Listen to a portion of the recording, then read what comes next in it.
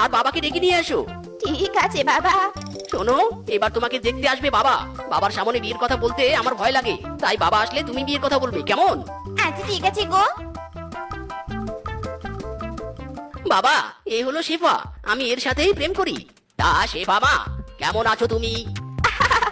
ভালো আছি হবু শ্বশুর আব্বা। আমি তোমাদের একটা কথা বলতে চাই। হ্যাঁ মা, বলো কি বলবে।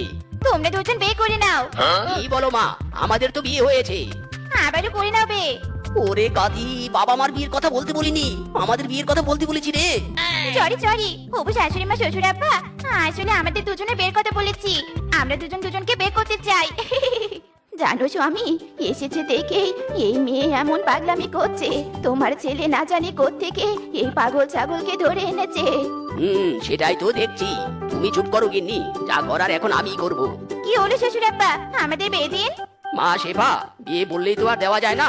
সব কিছু ঠিক করে আমি তোমাদের দুজনের বিয়ে দিব। তাই বলি কি, তুমি বরং আজকে বাড়িতে গিয়ে তোমার বাবা মাকে তোমার বিয়ের কথা বলো, কেমন? আচ্ছা ঠিক আছে শ্বশুর আব্বা, এবার তবে আমি আসি। Bye bye.